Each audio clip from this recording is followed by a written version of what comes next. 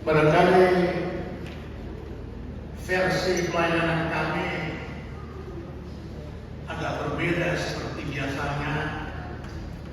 Jam khotbah ini pun kami selingi dengan lagu pujian, tetapi itu juga merupakan bagian daripada pelayanan firman Tuhan. Kiranya hanya untuk hormat kemuliaan Tuhan saja dan berkat sukacita bagi kita semuanya. Saudaraku yang kekasih, sadar atau tidak sadar, kita hidup di dalam suatu zaman di mana perubahan terjadi begitu cepat. Zaman di mana kita hidup sekarang ini disebutkan zaman teknologi informasi. Belum pernah ada teknologi sehebat teknologi seperti yang sekarang kita lihat. Bahkan boleh saya katakan, nubuatan firman Tuhan yang mengatakan bahwa pada akhir zaman ilmu pengetahuan semakin bertambah-tambah, saat ini sedang digenapi di dalam masa kita ini. Contohnya, saudara boleh senang dan bangga memiliki sebuah handphone yang terbaru, model terbaru sekarang ini. Tetapi beberapa bulan nanti kemudian, saudara akan sudah tidak bangga lagi, merasa kecewa bahkan oleh karena handphone saudara sudah ketinggalan zaman. Sudah ada model yang terbaru yang lebih canggih, sehingga saudara tidak akan bangga lagi dengan barang tersebut. Ada banyak perubahan-perubahan yang terjadi, termasuk barangkali perubahan kami tadi sempat berputar-putar beberapa saat di lingkungan Taman Mini ini, oleh karena situasinya sudah sangat berbeda seperti kita yang alami dulu. Dulu boleh parkir di depan gereja, boleh di belakang gereja, boleh di samping. Sekarang ternyata sudah beda sama sekali. Berubah, semuanya berubah. Ada banyak contoh, tetapi saya akan memberikan 3 contoh saja pada saat ini. Bagaimana perubahan-perubahan yang terjadi. Katakanlah kita ambil contoh di dalam satu hal tentang bekerja. Sekarang orang bekerja bukan lagi hanya sekedar mencari nafkah. Dengar, bukan lagi hanya sekedar mencari nafkah, tetapi sekarang banyak orang bekerja hanya bermaksud mencuri nafkah. Mencari dengan mencuri sangat berbeda. Oleh karena apa? Bagaimana kita melihat seseorang mau melamar di dalam suatu pekerjaan, suatu departemen atau suatu perusahaan dengan membayar ratusan juta rupiah agar bisa diterima masuk di departemen tersebut. Sementara kita pikir-pikir gajinya berapa sih di sana? Lalu kenapa dia mau masuk bekerja di sana? Rupanya dia mendengarkan bahwa departemen itu, perusahaan itu tempatnya basah. Basah bukan dengan air, tetapi akan ada kesempatan di sana. Kalau dia masuk, itulah sebabnya dia paling tidak akan berusaha bagaimana untuk balik modal dulu. Yaitu dengan cara apa? Bila perlu dengan mencuri, bukan mencari nafkah lagi. Itulah sekarang yang terjadi di dalam perubahan zaman kita ini. Lalu yang kedua, di dalam dunia pendidikan, orang tidak lagi sekedar untuk menuntut ilmu pengetahuan, tetapi banyak orang sudah mau menuntut ilmu di perguruan tinggi hanya dengan satu maksud, mencari gelar S2, S3, S2, S3 hanya dengan untuk gaya Pokoknya dia mempunyai gelar panjang. Itulah sebabnya ada orang mengatakan sekarang ini ada ijazah, diploma yang sudah menjadi suatu komoditas perdagangan, diperjualbelikan. Saudara mau S berapa? Yang penting bayar. Mau gelar S1, S2, S3. Itulah yang banyak terjadi. Lalu yang ketiga, barangkali contohnya yang bisa kita lihat, orang memiliki rumah bukan lagi sekedar untuk mencari tempat tinggal. Orang mau membeli mobil bukan lagi sekedar alat transportasi, tetapi sudah banyak berubah bahwa barang-barang tersebut sudah jadi simbol status. Jadi bukan sekedar tempat tinggal dan alat transportasi, tetapi itu sudah menjadi status daripada dirinya sendiri.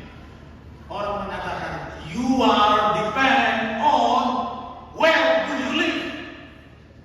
You are depend what car do you drive. You are depend what degree you have. Saudaraku, saya tidak tahu seberapa banyak perubahan-perubahan ini mempengaruhi atau menerpa kehidupan kita.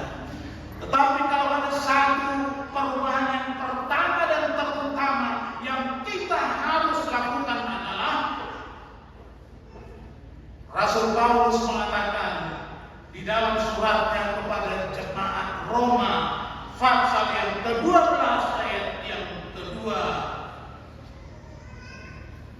janganlah kamu menjadi serupa dengan dunia ini, tetapi berubahlah oleh pembaruan budimu, pembaruan tarianmu, pembaruan karakter. Inilah perubahan yang pertama dan terutama yang kita harus miliki. Saya tidak mengatakan salah untuk punya rumah mewah, mobil mewah, pendidikan tinggi. Tetapi Rasul Paulus mengatakan yang pertama dan terutama adalah agar kamu berubah di dalam pembaharuan budi, tabiatmu, dan karakter. Saudaraku yang terkasih di dalam Tuhan, Gereja Mazda hari ke-7 adalah salah satu gereja atau denominasi yang paling banyak berbicara tentang kedatangan Yesus yang kedua kali. Coba perhatikan. Kalau denominasi lain bikin KKR, biasanya mereka topiknya adalah KKR, akbar, kesembuhan ilahi. KKR tentang teologi kemakmuran, bagaimana supaya hidup kita di dunia ini makmur dan sejahtera. Tetapi ada banyak orang melakukan banyak upaya untuk perubahan-perubahan di dalam hidupnya. Kalau dia orang kampung seperti saya, maka dia mengikuti program urbanisasi. Urbanisasi adalah perpindahan daripada penduduk dari desa ke kota, karena merasa bahwa hidup di kota lebih hebat, lebih sejahtera daripada sekedar di kampung terus, sehingga merantaulah. Bahkan yang di kota pun juga merasa bagaimana supaya perbaikan hidupnya lebih baik lagi. Lalu tidak sedikit orang yang mengikuti program berimigrasi ke luar negeri. Oleh karena di luar negeri, hidupnya akan berubah lebih baik. Itulah upaya-upaya daripada banyak orang bagaimana untuk merubah secara fisik kehidupannya. Kalau boleh saya katakan pada saat ini, ada 3 kelompok bagaimana manusia mau merubah kehidupannya. Yang pertama adalah mereka yang tergolong sebagai orang-orang cendekiawan. Orang cendekiawan mengatakan untuk kita dapat hidup lebih baik, untuk dapat hidup lebih sejahtera, maka mereka mengatakan learn, belajar, tuntut ilmu setinggi-tingginya. Oleh karena dengan predikat atau gelar kita yang tinggi, maka kita akan mendapat kesempatan untuk mendapat pekerjaan yang lebih baik. Mereka mengatakan knowledge is power. Dengan pengetahuan sajalah kita akan bisa hidup lebih baik. Kita akan mendapat income yang lebih besar, rumah, mobil yang lebih mewah, dan caranya adalah tuntut ilmu setinggi-tingginya. Golongan yang pertama. Golongan yang kedua sebagai golongan ekonom. Ahli-ahli ekonom berhitung dengan kalkulasi mereka bahwa untuk merubah kehidupan ini kita harus mengatakan cari uang banyak-banyak. Money is power. Dengan uang banyak kita bisa beli apapun. Dengan uang banyak kita bisa pergi kemanapun. Dengan uang banyak kita bisa beli siapapun. Mau jabatan apa? Dengan uang. Secara ini ada seorang, saya tidak tahu kebenarannya, ada seorang datang kepada Presiden terpilih Prabowo untuk melamar, meminta supaya dia jadi gubernur. Lalu Prabowo mengatakan, mau jadi gubernur, iya. Yang ditanya bukan apa-apa, yang ditanya berapa banyak duitmu. Bukan ditanya keahlian pengetahuannya, tetapi ada duitnya kamu. Oleh karena dengan duit, jabatan apapun bisa dibeli. Herendo manatur portibio. Itulah kata mereka, orang-orang ekonom. Tapi saudara, ada satu kelompok, namun tidak semua orang mempunyai keberuntungan untuk mencapai pendidikan tinggi. Tidak semua orang bisa mendapat ekonomi yang sejahtera, yang berkecukupan. Ada satu kelompok yang tidak mendapat kesempatan itu. Lalu mereka menjadi putus asa. Mereka menjadi marah. Mereka menjadi frustrasi. Lalu mengatakan bukan learn, bukan earn, tetapi mereka katakan burn. Bakar semuanya, habis perkara. Dia tidak dapat, saya tidak dapat, supaya semua sama-sama menderita. Saudaraku, firman Tuhan tidak mengatakan learn. Firman Tuhan tidak mengatakan earn.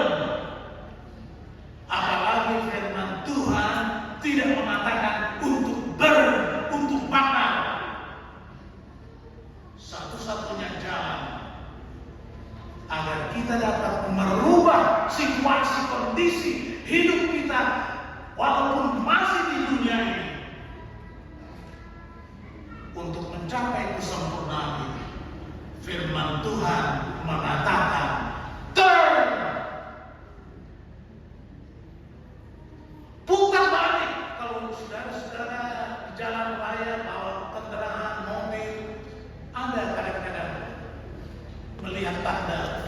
berbalik, artinya kita harus memutar balik, memutar haluan untuk berubah haluan kita. Di dalam terminologi Alkitabnya, bertobatlah. Saudaraku, sebelum saya lanjutkan, supaya saudara-saudara jangan terlalu serius mendengarkan saya akan kembali Quinten untuk bernyanyi bersama-sama bagaimana perjalanan kita yang sudah sesat, yang sudah salah bablas, sehingga kita perlu berbalik arah untuk kembali di dalam kehidupan rohani kita. Sebuah